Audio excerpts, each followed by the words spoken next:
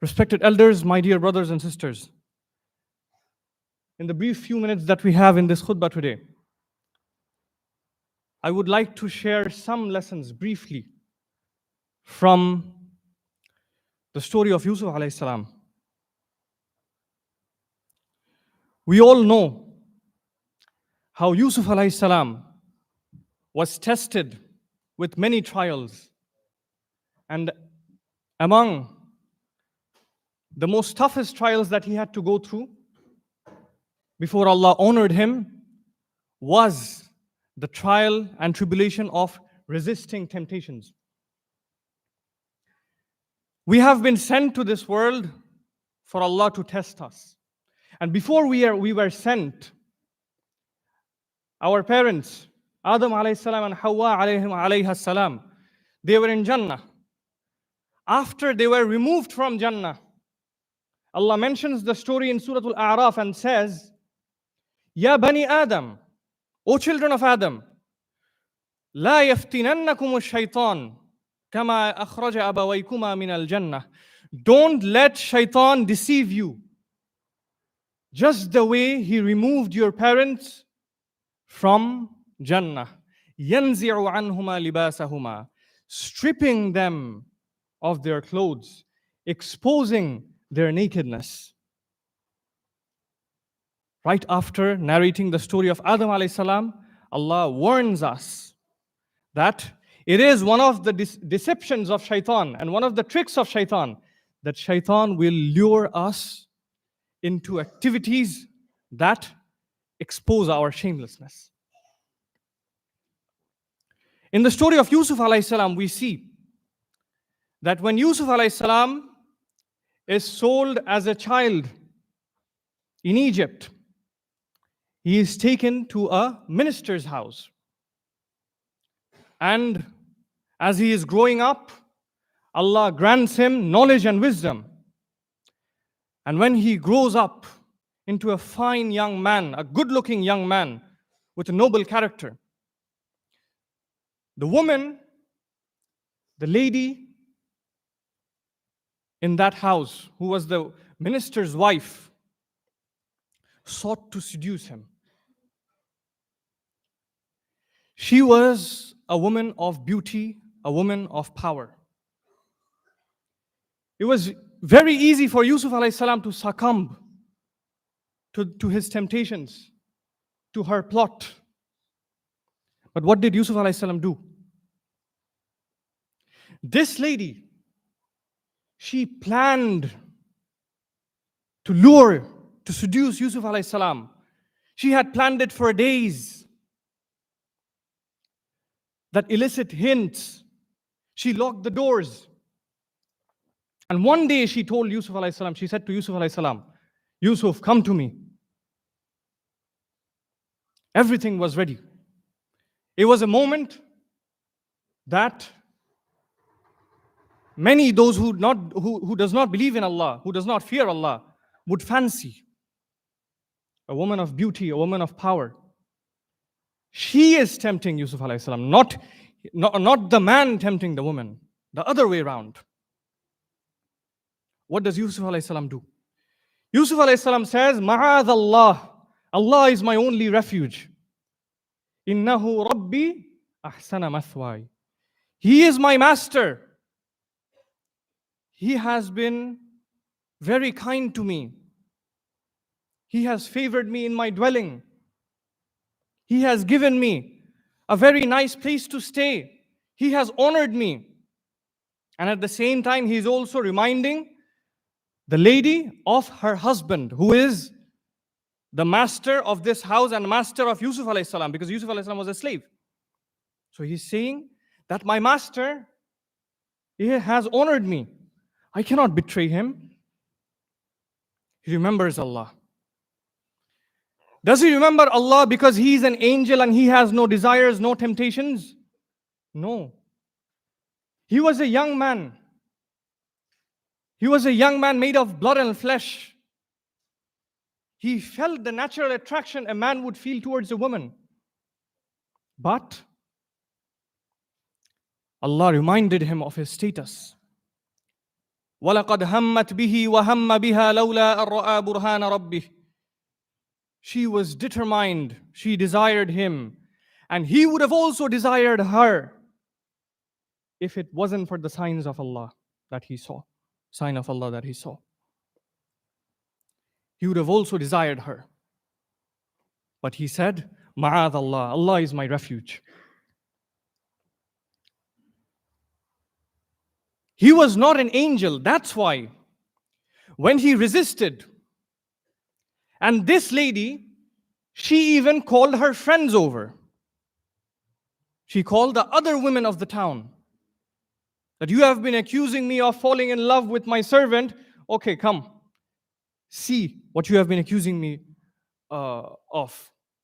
And when all her friends saw Yusuf alayhi salam, they also fell for her.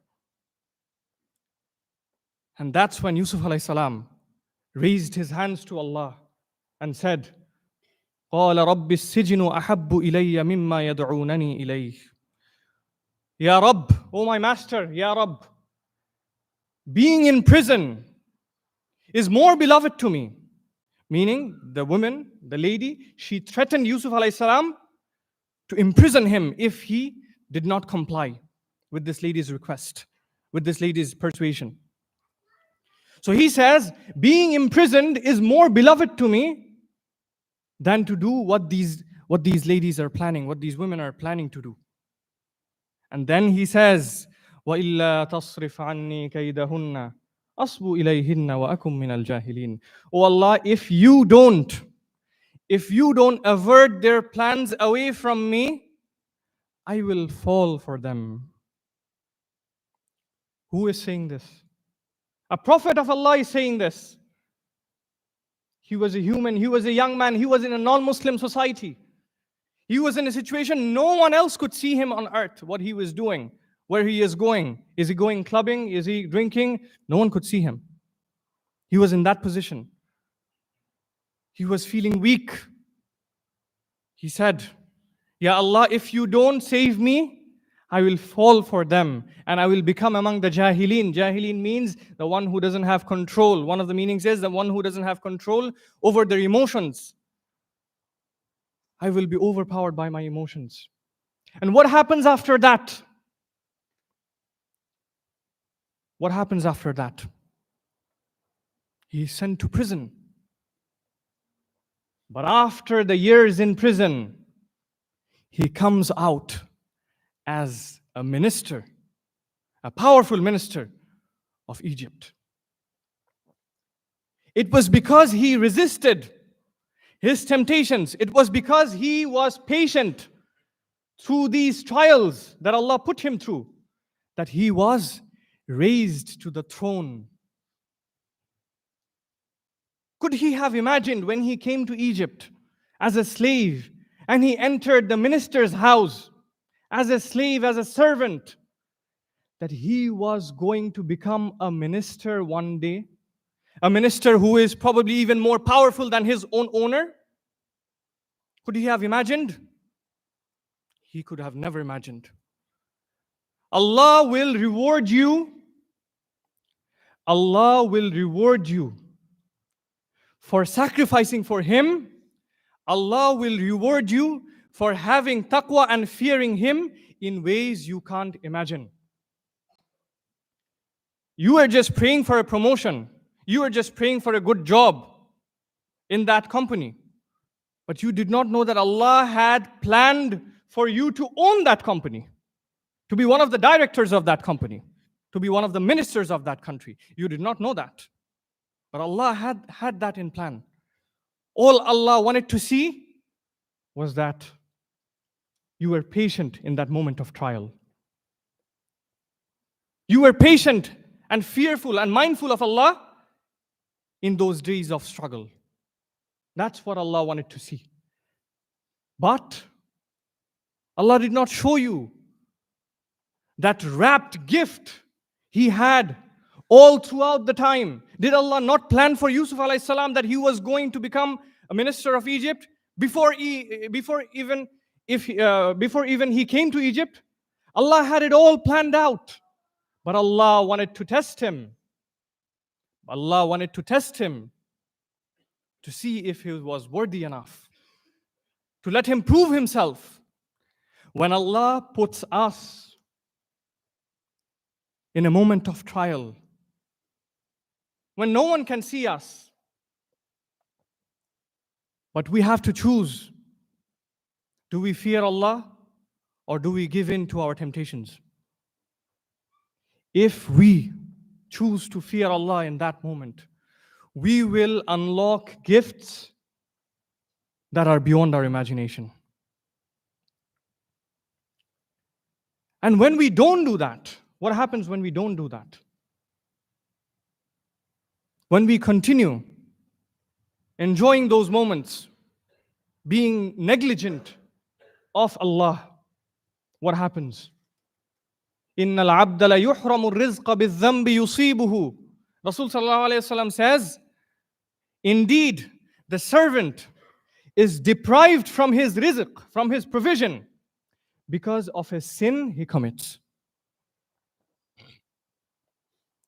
Because of that DM, because of that website, because of that conversation.